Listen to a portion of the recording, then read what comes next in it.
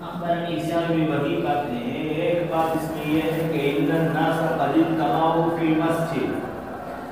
کہ آنے والے میں آ کر کے ہمارے قافلے والوں کو خبر دے رہا ہے وہ شخص کہ لوگوں کا اجتماع ہے، لوگ جمع ہو گئے ہیں مسجد میں اور فزعوا گھبرائے ہوئے ہیں، ایک اضطراب کی کیفیت ہے، پریشانی ہے، پریشان ہیں لوگ، گھبرائے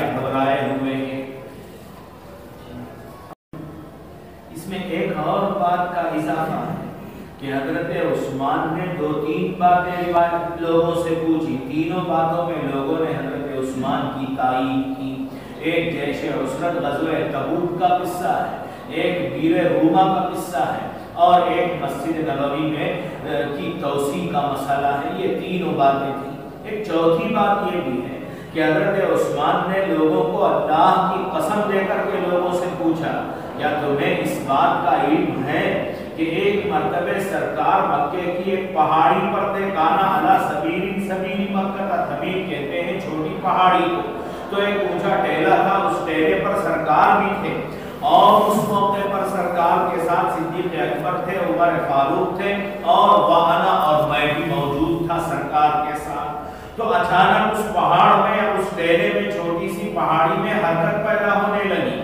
تو فرکزہ رسول اللہ صلی اللہ علیہ وسلم برجلہ، زور سے اپنے پیر مبارک کو سرکار نے اس پر مارا، تو اور اس کے بعد کہا اس پہاڑ سے خطاب کر کے کہ اسکن سبیل، خاموش ہو جا، سکون اختیار کر لے، حرکت کرنے کی ضرورت نہیں ہے۔ تمہیں معلوم ہونا چاہیے کہ انما علیک نبی و صدیق و شہیدانی، کہ تیرے اوپر نبی بھی ہے، صدیق بھی ہے، اور وہ شہیدانی، 2 شہید ہیں۔ صدیق سے مراد صدیق اکبر ہیں، شہیدان سے مراد حضرت فاروق اعظم بھی ہیں اور حضرت عثمان غنی بھی ہیں۔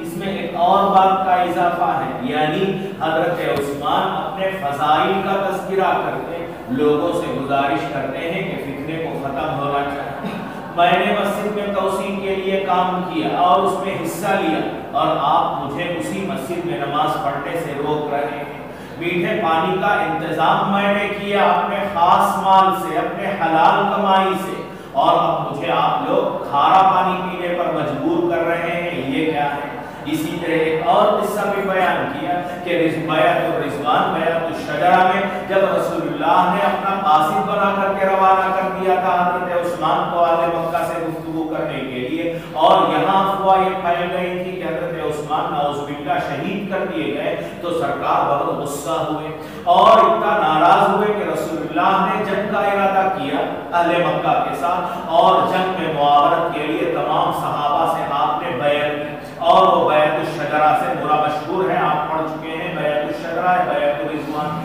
جب تمام صحابہ نے بیعت کر لی تو اخیر میں سرکار نے ایک ہاتھ نیچے رکھا، ہاتھ ید عثمان، اور پھر دوسرا ہاتھ اس کے اوپر رکھا اور کہا کہ ہاتھ ید عثمان، اوپر والا ہاتھ عثمان۔ اس طرح رسول اللہ نے اپنے ایک ہاتھ کو عثمان کا ہاتھ قرار دیا، تو اتنی فضیلت ہے، اتنا درجہ ہے حضرت عثمان کا۔ تو حضرت عثمان نے اپنے فضائل کو بیان کر کے لوگوں کے یہاں لوگوں سے گزارش کی کہ انتشار کو ختم کرو، فتنے کو ختم کرو۔ تو یہ سب قصے بیان کر کے امام نسائی قصوں کی طرف توجہ دلانا ہے، مشاہدات صحابہ کا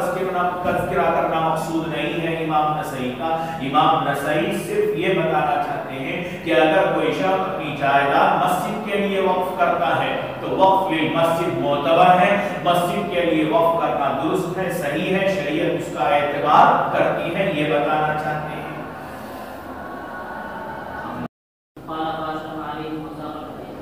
محاصرہ کر رکھا تھا لوگوں نے حضرت عثمان کے گھر کا، باہر نکلنے کے بعد باہر نکلنے کی اجازت نہیں دے رہے تھے گفتگو کرنے کے لیے، تو مجبور حضرت عثمان بالا خانے سے انہوں نے گھر کے اپنی بالکونی سے لوگوں سے خطاب کیا، لوگوں سے گفتگو کی، اس میں یہ سب قصے